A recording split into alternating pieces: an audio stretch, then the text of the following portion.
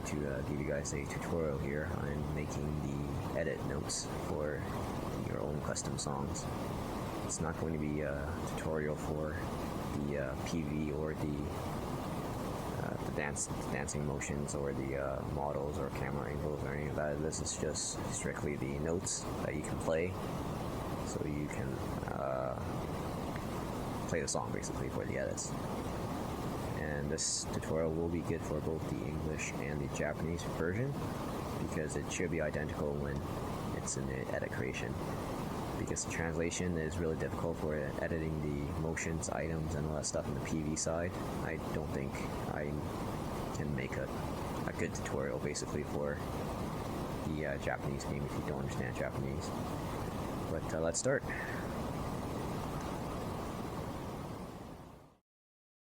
So here we see some options. The first one is making a new edit, and the second one is loading your edit. We're going to go ahead with the first one, start a brand new edit.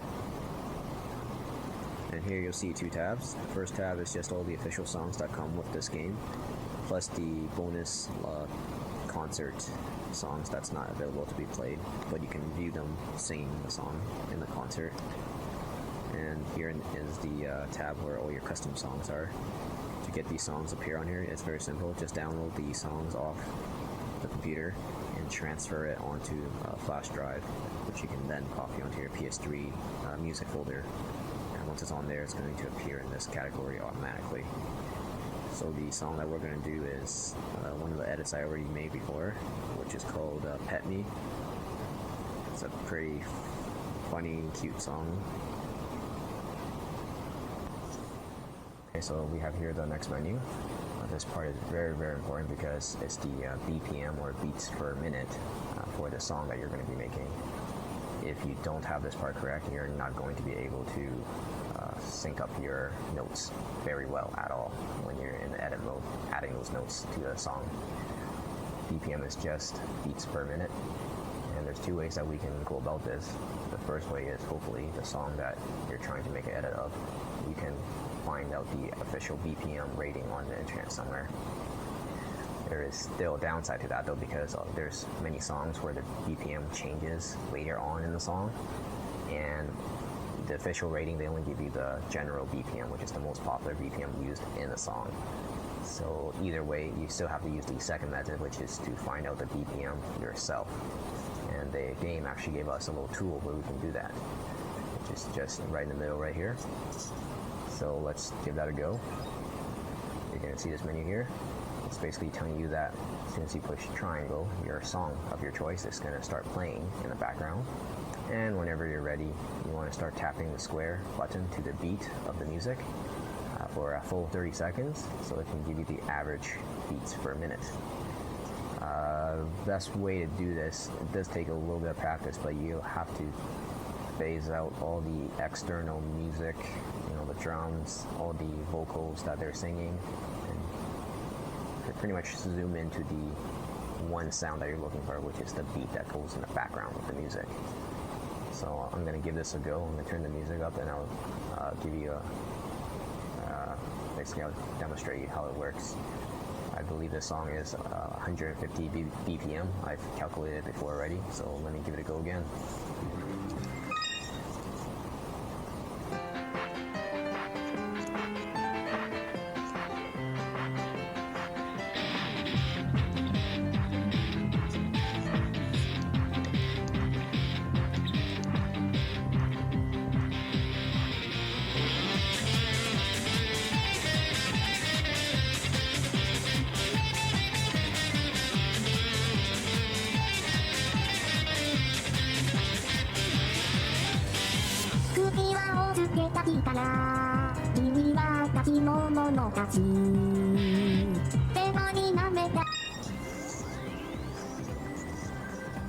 Okay, so I got 150 again.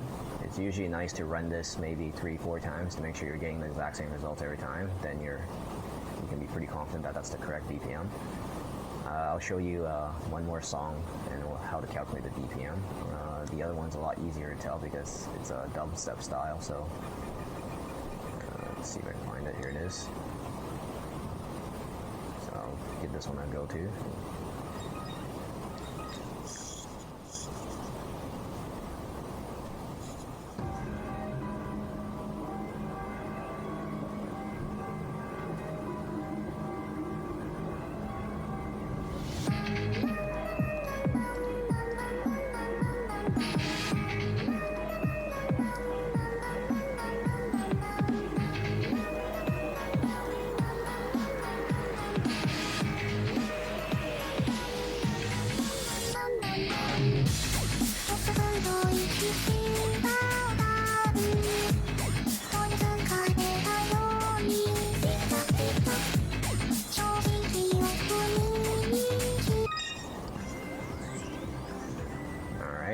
we got the same results as my edit that I made for this song, which is also 109. So yeah, not too bad. After a little bit of practice, it gets quite a lot easier. This one is a little bit easier to do because you can literally hear the beat go in the background really loudly, but some other songs, they're a lot more difficult to hear, so you just have to try a little bit harder to hear it. But I'm just going to go back to the pet me. Let's change this to 150. And we got the correct BPM. The last category is basically how many segments you want to split your grid when you're making the notes. I usually leave it as 4x4 because I've made about 6 edits so far and it's worked out pretty well for me. But it's your choice. Maybe 3x4 will work out pretty good for certain songs, but so far from what I've seen in my personal experience, that 4x4 works pretty good. So let's continue on to the next part. And here it's asking you where you would like to select the stage. Most people, when they're making the notes only, they're just going to pick up either a blank background or just a wallpaper, which are all these numbered ones. In this case, for our demo, we're just going to pick the black background. Actually, no, let's pick white. And we'll get to this next part.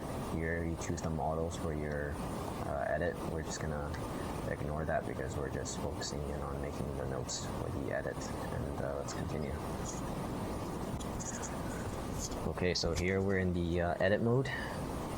So you can see there's Miku staring at us. Let's get rid of her here by first going to the 1P, and then right below it you can turn the model on or off, and we're just going to select that and move it to the left or right, and it will disable her basically, and you can collapse this category again. So don't worry about anything in the red. Those are only for the PV motions and camera and whatnot.